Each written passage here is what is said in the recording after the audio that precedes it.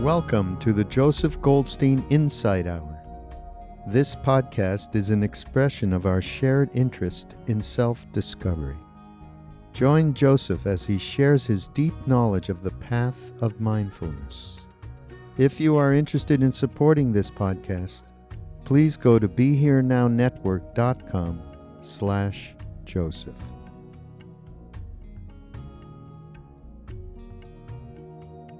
This evening, I'd like to talk about the end of the whole path, where it's going, and how we can actually taste the fruition of the path all along the way. Because it's possible to actually touch or taste the peace and the freedom that comes in the fulfillment of the path. So the French philosopher and political activist and mystic Simone Weil, she wrote, "What people are looking for is not wrong, but they are looking for it in the wrong place." And when I read that, it just resonated so deeply with me and my understanding of the work we're all doing. Because although we may call it by different names, we could call it peace or awakening or enlightenment, or even love, really what we're all looking for is happiness, some deep, abiding fulfillment and completion. The problem, though, is that mostly people are looking for this kind of happiness in the wrong place, misdirected. And this problem is highlighted in one of the teaching stories of Mullah Nasruddin, who was a Sufi teaching figure and a combination wise man, madman, fool. And there are lots of stories, and you'll probably recognize this one. It's quite a well-known one. So Mullah Nasruddin one time was just scrounging around under a lamppost looking for something. And some friends came along and said, "What are you looking for?" And he said, "Well, I lost the key to my house." And they said, "Where did you lose it?" And he said, "In the house." So they said, "Why are you looking under the lamppost?" He said, "Because there's more light here."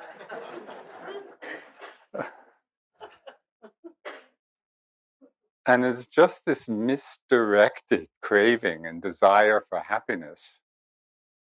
We're looking in the wrong place. We're looking in the places that society tells us to look, or our conditioning tells us to look. But it's not really where happiness is to be found. So these are some words from the Buddha. And when he was addressing the monks, in his teaching, he would refer to them as bhikkhus. But bhikkhus also has a much wider meaning, a broader meaning than just monk. In its broader meaning, it means everyone on the path to awakening, everyone on the path to enlightenment. And so in that sense, we're all bhikkhus, and it would be helpful when we hear the words of the Buddha to listen to them as if he's speaking directly to us. He's really addressing us. He said, "Bhikkhus, I do not envision even one other fetter or bond, fettered by which beings go wandering and transmigrating for a long, long time, like the fetter of craving." So the Buddha is being very specific here about that quality of the mind, that binding quality of the mind that keeps us bound to this whole long samsaric journey. So what is craving? And how do we experience it in our lives? So craving or desire is the translation in English of the Pali word tanha. And the sort of the root meaning of tanha, or the deeper meaning, is thirst. Sometimes it was expressed as the fever of unsatisfied longing. And I like those other translations, other meanings, because, when we think of thirst or the fever of longing that's unsatisfied, it gives us a very visceral sense of what craving is like. Very visceral sense of the feeling when the mind is filled with craving. In English, we often use the word craving and desire to mean the same thing. But this can be a little confusing because in English, desire has a wide range of meanings. We use that term in many different ways. And so one meaning of desire is this desire of craving, the thirst, the fever of unsatisfied longing. It's rooted in greed and attachment. So that is one meaning of desire. But sometimes desire simply means the motivation to do something, the motivation to accomplish something. And so we could say we have a desire for enlightenment, or a desire to become more compassionate, or a desire for service. So this is a very different mind state than the mind state of craving.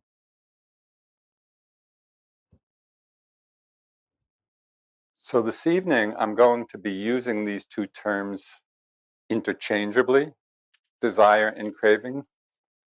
But keep in mind that in other contexts, desire can mean many other things. So don't get confused by my limiting the meaning of desire in just this evening's talk. So the Buddha pointed out some very particular fields or arenas of craving that misdirect us from the happiness that we're all looking for. And tonight I'd like to explore two of these arenas of craving. Because if we want to free ourselves from the grip of this fever, we have to understand where to look, where to examine, where to investigate. So two of the fields of craving that the Buddha highlighted and I'll be talking about is the craving for sense pleasures, the desire for sense pleasures, and what he called the craving for becoming. So the desire for sense pleasures is the most obvious, and it's the one that we're really most familiar with. This desire is for pleasant sights and pleasant sounds and smells and tastes and pleasant sensations in the body. We could also include pleasant mind states. In Buddhism, often the mind is considered the sixth sense, so the five physical senses in the mind. So craving for sense pleasures is this craving or desire to experience all of these different pleasant sense objects.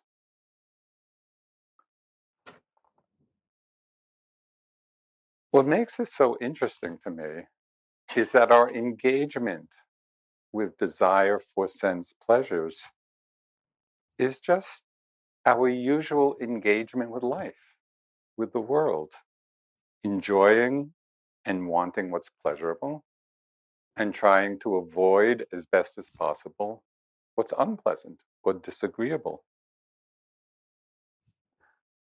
It seems so natural and so normal to do this. This is just how we're living. And it is, in a way, normal and natural. But right here is where the Buddha begins a very revealing analysis of this whole situation. The situation of being enmeshed in the world of sense pleasures. He didn't condemn them as being sinful. Rather, in his, in a way, very scientific methodology for investigating experience and investigating the mind,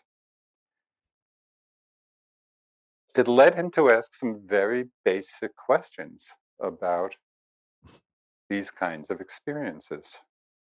So the first question he asked was, what is the gratification in the world?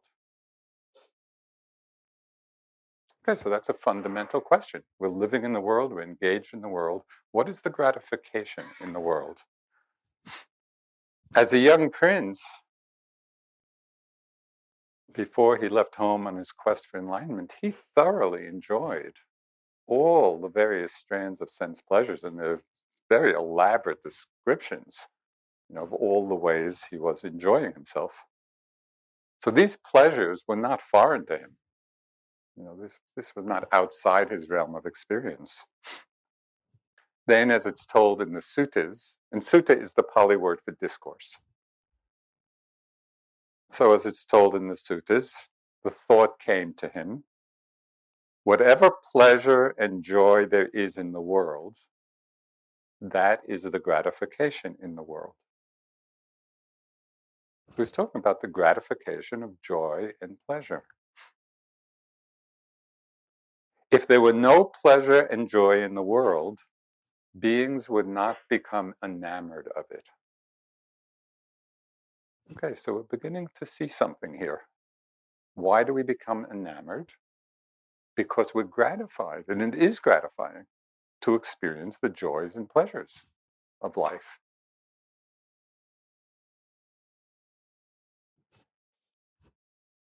So it's precisely because there is joy, and precisely because there is pleasure in this realm, that we desire and crave these sense pleasures.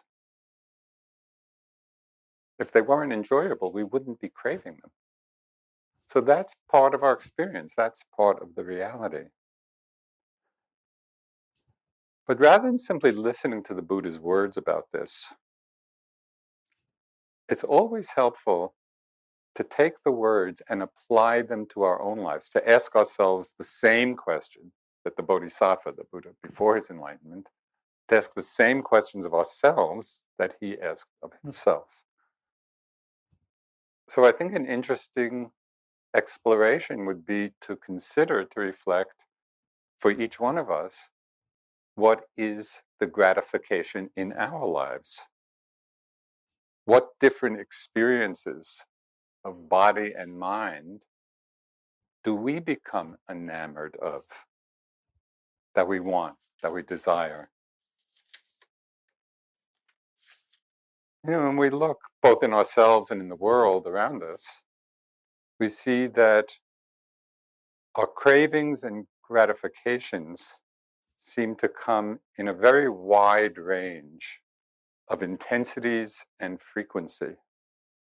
Now, on one end of the spectrum, there might be obsessive cravings that totally consume our lives. And maybe we've gone through periods of this ourselves, or we see it in others, where the mind becomes obsessed with a particular craving. So this might include things like addictions to food, or to sex, or to alcohol, or to drugs, or to success, or to power, or fame, or wealth, or possessions, or comfort, or even love. And the mind becomes obsessive in its craving. We really want to understand that fever of unsatisfied longing. And we see, when it's on that obsessive level, how damaging it is. And it's interesting, a good part of the world's great literature is precisely about these very human passions. So it's not, certainly was not limited to the Buddhist time, and it's not limited to any small subset of people. These are kind of universal, strong driving forces in people's lives. And in many ways, this Western culture is just feeding that. There are two ads over the years which really have jumped out at me. One was in a storefront in New York. It was just like a sign. It said, "Don't let desire pass you by."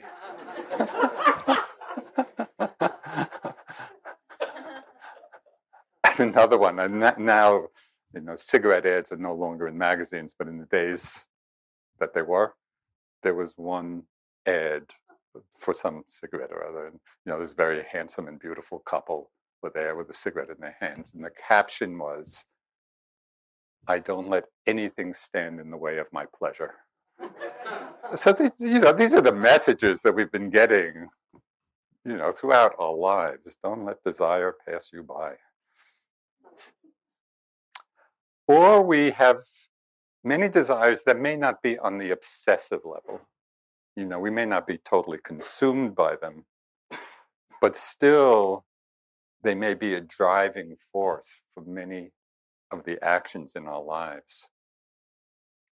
So it's illuminating just to pay attention to the various things we crave as we go through our lives, not to just be in the habitual momentum of it.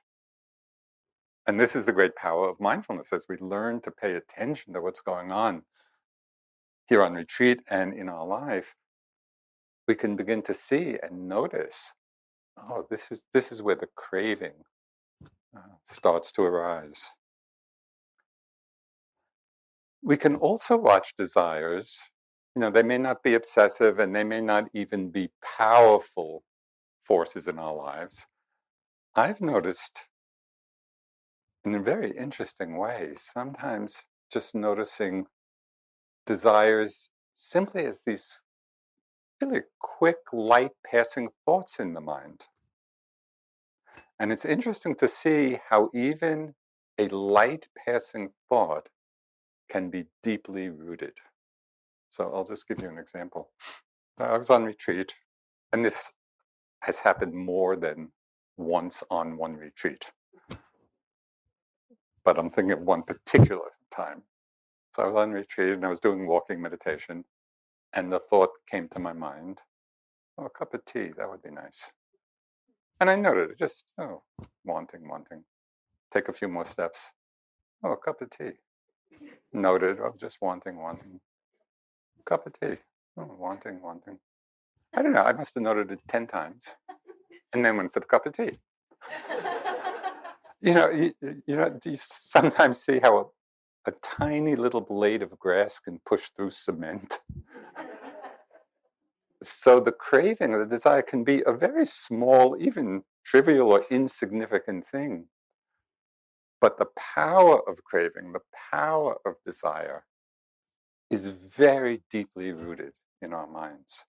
It's almost like a primal energy, in us.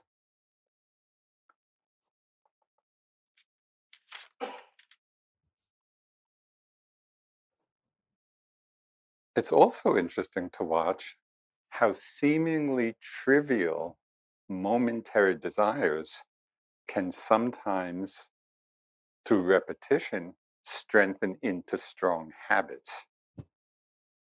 So at first it just may be a passing thought, but with repetition, it becomes more than a quickly passing thought. And we go from, I want this, to I need this, to I must have this. So again, retreats are a great time to expand one's repertoire of stories because our minds are so entertaining if we're watching. So I was in the habit, as maybe many of you are, every morning, I really look forward to that first cup of coffee. It's just, yeah, so it kind of gets the day going. So I was doing a self-retreat at my home. And every morning I get up and realize, there's a real sense pleasure. And then one morning I get up and the coffee grinder didn't work. And the first word that came into my mind, it's almost embarrassing to say this. Okay, get up, looking forward to the coffee grinder doesn't work. The first word that comes to my mind is disaster. And I meant it. I mean, this was not, I wasn't making fun of myself.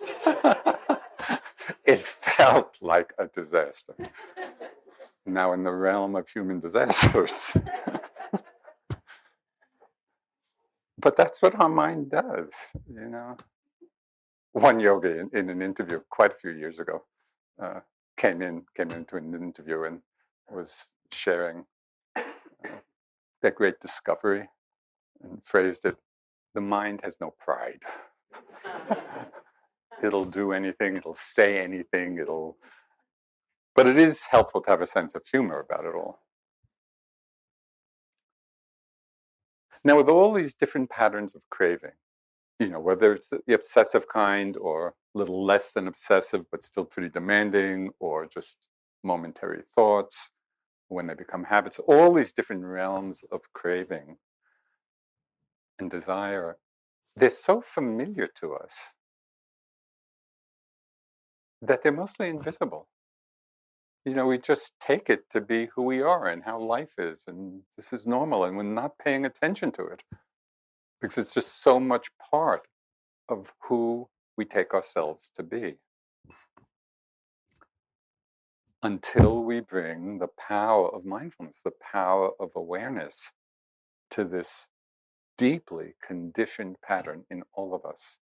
And that's why the Buddha highlighted, he didn't see any other fetter as strong as craving that binds us to this wheel of samsara. So we want to take those words to heart. This is something that's really important to look at in our lives.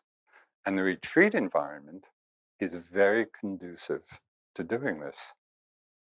And we can start by really examining or paying attention to the first thing the Buddha mentioned, to seeing the gratification that we feel in the enjoyment of different sense pleasures. So, just as an experiment, you might notice during the day what little experiences give you moments of delight. What do you become enamored of? You know, so for me, it was that early morning coffee. Maybe it's the lunch meal, or a cup of tea, or a hot shower. And you ever, when you get into the hot shower, you know, it's so pleasant. Or that very delectable moment. This is probably the highlight of the day, is when you finally lie down at night in your bed, you know, after a long day and the body's, it's a sense delight, it's a sense pleasure. So it would be very interesting and instructive to notice the pleasure that's associated with all these experiences. And then to look, is there a subtle level of craving that's in the mind for them? So it's a chance for us to explore, a chance for us to investigate in real time, not as an abstraction or theoretically, but we're really seeing it in those moments of enjoyment. Okay, is there craving there? Even on a subtle level. One place where I saw this, and again on retreat, so just doing walking meditation, and very back in my body, and just being aware of the movement and the lifting and the moving forward and the placing. So very settled back, very mindful. And then the lunch bell rings. And I noticed that I could be walking just as slowly. I could feel myself being pulled into the lunchroom. Just this kind of subtle anticipation of the enjoyment. So this is the kind of level I'm talking about on retreat.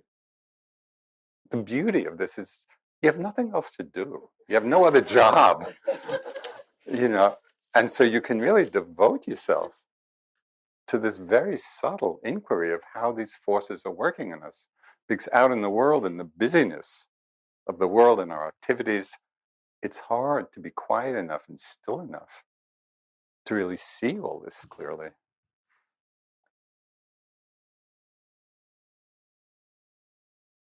We can also investigate the same conditioning in the enjoyment we have of pleasant fantasies in the mind. So it's not only the physical pleasures, but really to watch the same process at work in the mind. It's not uncommon at all, and it's probably pretty universal at one time or another to get carried away by enticing sexual fantasies or food desires or fantasies about relationships, like Bonnie was talking the other night, the Vipassana romance. It's all just creations in our own mind. But it's so easy to get caught up and carried away by pleasant thought forms, pleasant fantasies. At some point, as we investigate this and explore this realm of craving for sense pleasures, desire for sense pleasures, we might resonate with the Buddha's words when he said, "Whatever gratification there is in the world, that I have found." So I think this is really important. Are you still looking for some new hit, some new taste, some new sensation, some new thought? Or do we realize, yeah, we've already experienced the gratification in the world? We've all had innumerable pleasurable experiences in the body, in the mind. Whatever gratification there is in the world, that I have found. But the Buddha did not stop here. This was just kind of the first step of kind of becoming aware of the ground of our lives, this desire for these sense pleasures and the gratification that comes from them. He then went on in his exploration. He said, "Bhikkhus, I then set out seeking the dangers of the world." And danger here is a translation of the Pali word adinava. And this might also be translated in kind of like these more colloquial translations, is the drawbacks of things, or the downside, the disadvantages. There are very few things that have just an upside to them. But the Buddha is particularly pointing out or encouraging the investigation, okay, what is the downside or the drawbacks of the gratification in the world? He continued, "Whatever dangers or downsides there are in the world, that I have also found. Namely, that the world is impermanent, and because of that, ultimately unreliable, subject to change."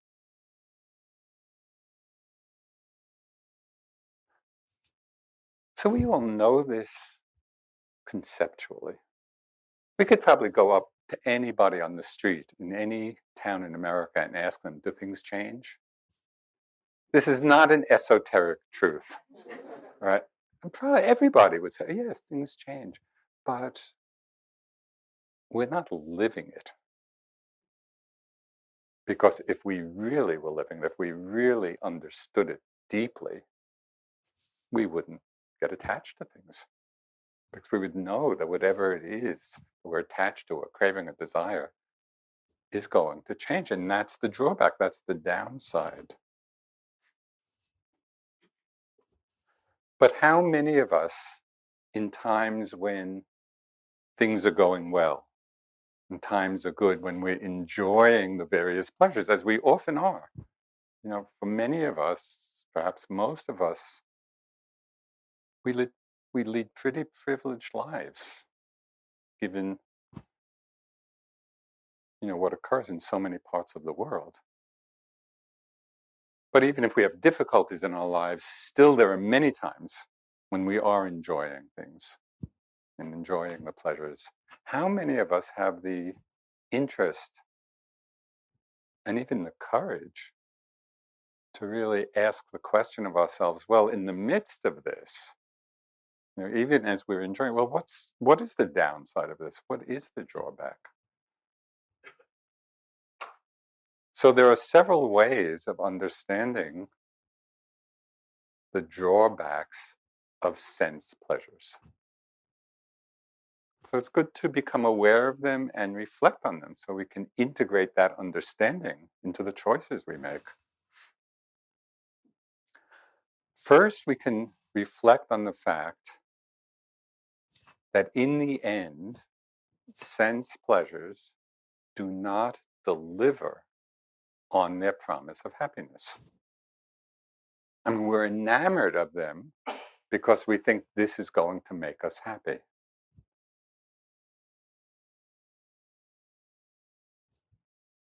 But these sense pleasures, the happiness comes because of the pleasant feelings associated with them. And they do bring happiness, for a short period of time. So it's not to deny that. They do bring us a kind of joy and happiness.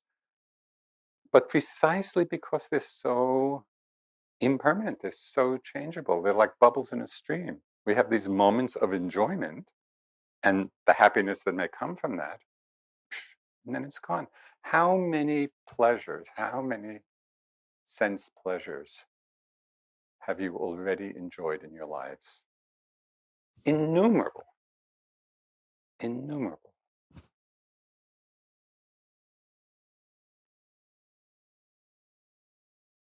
But they're continually changing, they're continually disappearing. And so we go after another one and another one and another one, anticipating the next one. And all too soon, our lives are at an end. We go chasing after the illusory happiness of these sense pleasures.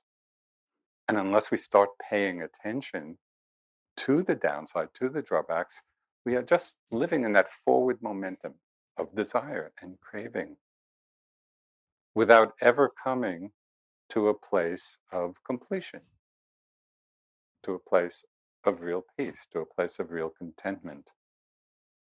So how much of our lives and our energy do we want to spend in this endless pursuit? This is a meaningful question for all of us in how we're choosing to live our lives. Now, as lay people, I don't think there are any monastics here, but mostly lay people, we are living in the world engaged with all kinds of sense pleasures. I mean, this is our lives, and there's nothing at all wrong with that. But still, some deep part of us, of each one of us, we already know on some deep level that it's not going to bring the fulfillment that we're looking for. I mean, it's clear that you understand this because you decided to come here for this week rather than a beach in the Caribbean. So we want to honor that understanding that's already within us. We have a certain level of understanding and wisdom with regard to this, and it's good to reflect on that and to honor that. So the first drawback of relying on the gratification of sense desires for our genuine happiness is that it doesn't actually accomplish our aims. So it's good just to really let that in. The second danger is that when craving becomes a strong or obsessive force in the mind, it often leads us to very unwholesome actions, creating the unwholesome karma, which just brings a lot of suffering to ourselves and others. So one time Sayadaw Pandita, one of my Burmese teachers, was giving this talk on sense desires and just this whole rap. And he went on and on and on. So and it was all in translation. So he was talking in Burmese, and he must have talked for about 10 minutes. And then the translator translated in 4 words this whole 10-minute rap on lust cracks the brain.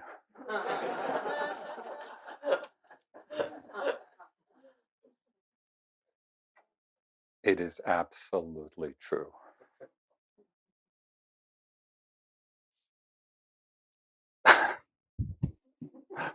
I'm sure you can all think of times when the mind was filled with lust for something, whether it's sexual lust or lust for anything. We go crazy, and how many really harmful acts have taken place, harm to others because of this force. Lust does crack the brain. So we want to pay attention to this. This is a powerful force in the mind and in our lives. We have to take responsibility for that, to learn how to use, even as we're engaged in the gratification of different sense pleasures, we really have to pay attention that it's done in a careful, responsible way.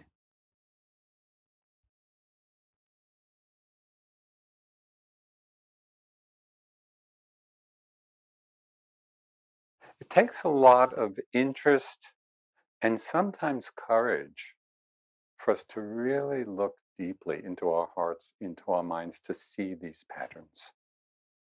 So that we're not just going through our life on the momentum of habitual conditioning. We've all been conditioned in so many different ways, some of which are wholesome, but some of which are not so wholesome. The only way to become free in the midst of all this is if we become aware. If we really see in our minds, oh, this is leading to a good result. This is not so skillful. This is not wholesome. So it takes interest, and we have to be interested in doing that. And sometimes it's challenging to really see our own patterns in this very deep way. Okay, so I've talked a lot about this first arena of craving, the craving or desire for sense pleasures, the gratification that comes from it, that's real. There is a gratification, but also the examination of the drawbacks or the downside. So we come to a balanced experience of them. The second type of craving is more subtle. Desire for sense pleasures in one way is quite obvious to us. But the second kind of craving mostly goes unnoticed. And this is what the Buddha called craving for becoming. The basic urge or desire to become this or that. And we can experience this in some very specific ways. So one familiar pattern of this craving for becoming is the obsessively planning mind. You ever get caught up in just endless plannings? Imagining ourselves in some future situation and then engaging in all the thoughts and actions that will get us there. So just notice, and being on retreat and watching your minds in such a systematic way, you'll see many examples of this, of how often we get lost in mind creations of a future self. A lot. A good part of our mental activity is just that. It's the desire for becoming. It's the craving for becoming, whatever it may be. I'll do this. I'll go there. I'll become this.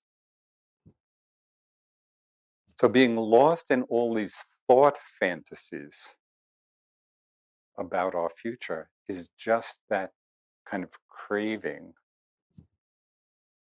for becoming.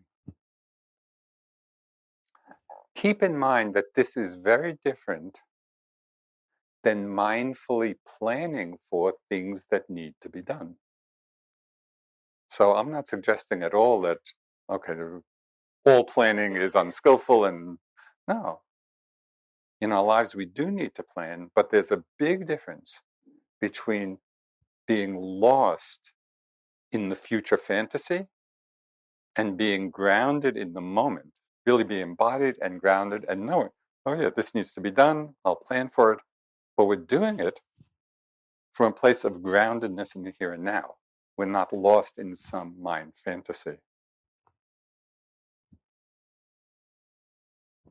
Another way of experiencing this energy, this craving for becoming, is noticing the many times that expectation arises in the mind. And one of the biggest hindrances in meditation practice, as well as in our lives, is being caught up in expectation. And the expectation can happen on a lot of levels. It can be kind of a distant expectation, but on a more subtle and pervasive level, the expectation can be happening moment to moment. Something to really investigate for yourselves, because this is a very common experience in meditation that is mostly unnoticed. And that is, as we're meditating and just with our experience, moment after moment, notice how frequently, it's probably the norm, of how the mind is with this moment, but leaning into the next. Energetically, it's kind of this subtle, we're with this breath in order to get to the next breath, or we're with this sensation in order for it to become something. It's a very common pattern. As if the next moment somehow is going to resolve everything. Forgetting that the next moment is just as impermanent as this moment. So it's not going to offer any resolution of anything.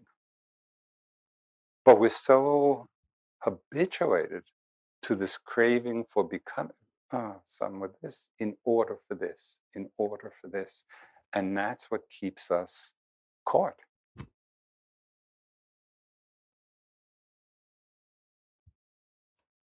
The problem with expectation, there are many problems with it, but it inevitably brings agitation to the mind. So this is something that would really be helpful for you to observe. But what makes certain kinds of expectations, especially on retreat, so seductive is they often come masquerading as Dharma aspirations. Yeah, well, I should be leaning into this because it's to accomplish some noble experience. But here's something for you to really parse clearly, which is the difference between aspiration and expectation. Aspirations can inspire us. We have an aspiration for awakening. We have an aspiration to become more compassionate. It sets a direction for us. So aspirations can be beautiful and ennobling. Expectation leads us into the agitation of hope and fear. So we get tossed about by those two polarities. When there's expectation, we're hoping that it'll happen, and fear that it won't. We're just going back and forth. That mindset is very different. It's a very different experience than aspiration. And it'll be very helpful for you to get clear about that difference so you don't confuse them. So the next time you feel frustrated in your practice, where you just feel like there's some agitation in the mind. And that's going to come. It comes for everybody at different times. When you're feeling the agitation, when you're feeling, this sense of unease, notice and explore the expectation and the craving behind it. So something I talked about in one of the groups this morning, this is something I've just found so helpful in my practice, and that is beginning to appreciate the feeling of struggle as helpful feedback rather than being a problem. Mostly when we're struggling with something, whether it's in meditation or just in life, it's a very uncomfortable feeling when we're caught in the struggle.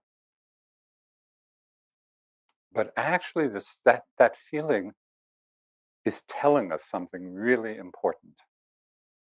And what it's telling us is that something is going on in our experience that we're not accepting.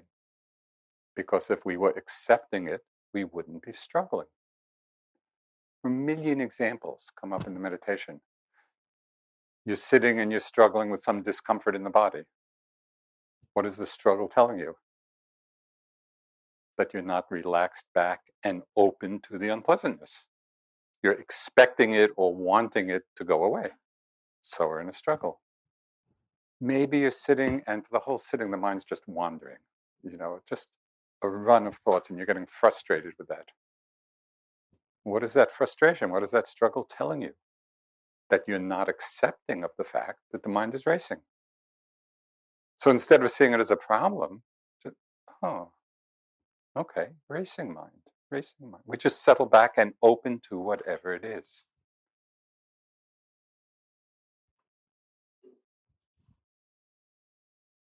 The desire of expectation, wanting something to be different than it is, also feeds the comparing mind.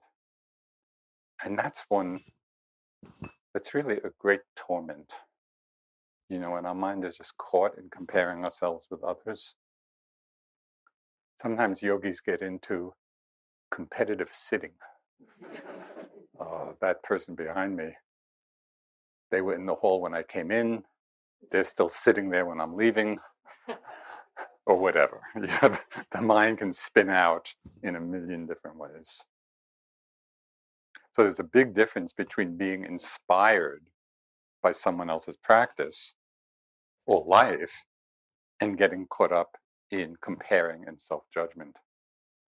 So I had this big time in the first retreat I did with Sayadaw U Pandita. This was in 1984. We hadn't met him before. He came here, taught a 3-month course, and he's a very demanding teacher. So it was a high-pressured retreat. We were seeing him every day. We had to report on our experience. We had to report how many hours we sat and walked, and the aim was 14 hours of sitting. So it was intense. And I was going through a lot of stuff was coming up for me. And then I would look around, there were some yogis who clearly were doing so well. And it was so easeful. And I'm in all kinds of struggle. And I just saw my mind just going crazy, comparing myself and a lot of self-judgment and a lot of suffering in that. It was springtime. And then after weeks of this was not just a passing phenomenon. Weeks of really suffering from all this comparing. I was just walking right outside the hall here. And right next to the wall, the flowers were coming up in the springtime.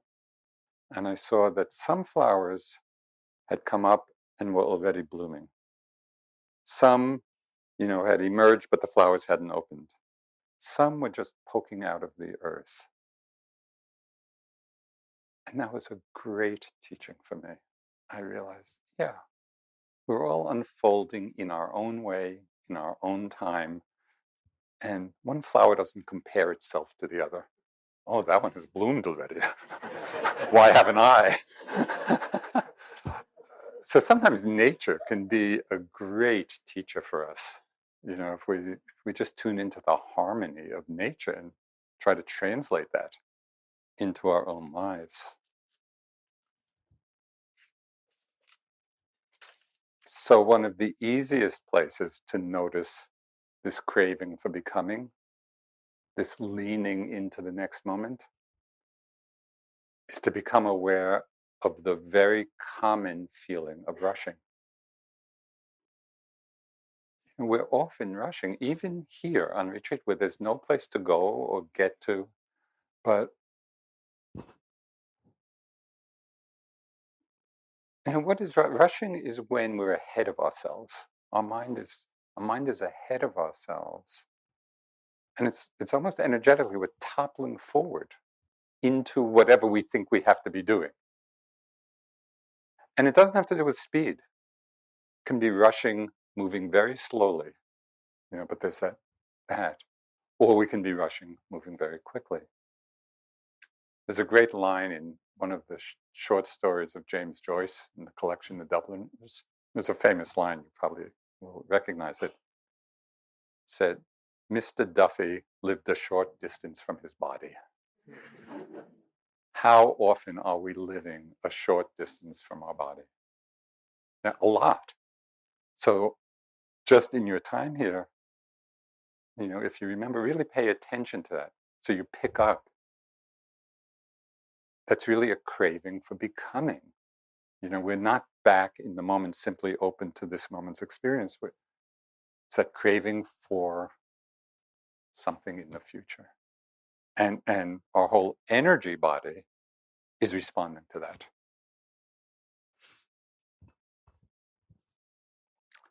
In this process of leaning into the next moment, it can happen in sitting, it can happen in moving, when we're rushing.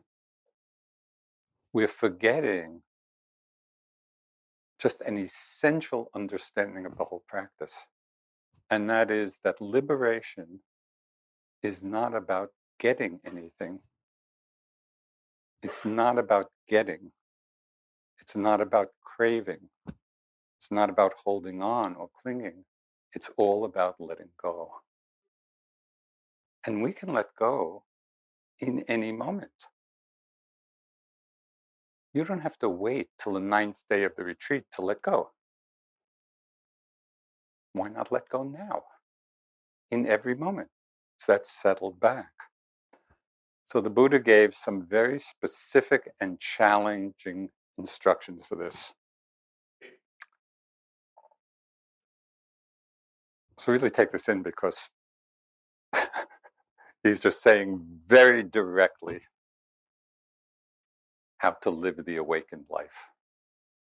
But it's challenging. He said, not reviving the past, not hoping to be in the future. Instead, with insight, see each arising state. Not craving after past experience, not setting one's heart on future ones, not bound up in desire and craving. It's pretty profound. And you've probably noticed, in the days you've been here already, how much of our mental activity, a great preponderance of our mental activity, has to do with past and future. I don't know the percentage, but it's a big percentage, of what our minds are doing. Reviving the past, hoping for the future, not reviving the past, not hoping to be in the future. Instead, with insight, see each arising state. It's so simple, but it's not easy. Not craving after past experience, not setting one's heart on future ones. That's a big one. Not bound up in desire and craving. So what would it be like, in your time here, to actually practice that? Take those words. These are powerful instructions from the Buddha, powerful teachings. You can use your time here to really experiment, to challenge yourself. And to notice when the mind is reviving the past or longing for something in the future, and then to just come back in the present with each arising state. And even if it's just for short periods of time, but for each one of us to get a taste of the freedom of this can then inspire further practice. So the great Indian sage Ramana Maharshi, he had a very succinct expression of this. He said, try to be less, not more. Our whole life energy often is about becoming more, and the whole practice becoming less. It's like this rather than that.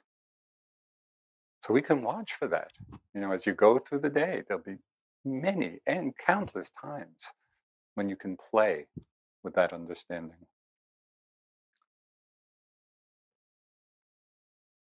So in the early morning of the Buddha's enlightenment, he was sitting under the Bodhi tree, and it said that when the morning star first appeared and he had attained to full understanding, to full enlightenment, it said that these are some of the words that came to his mind.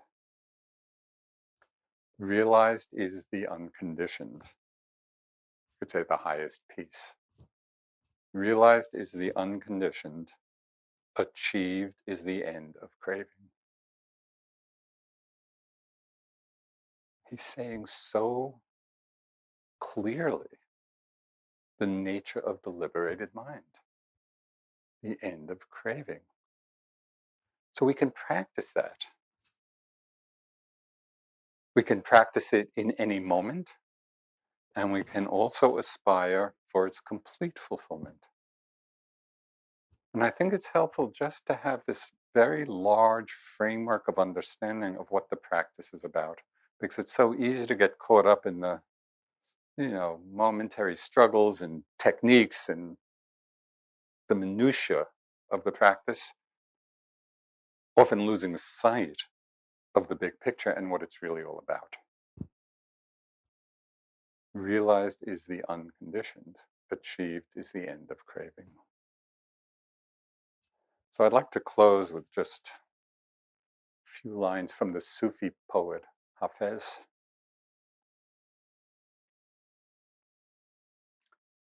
Ever since happiness heard your name,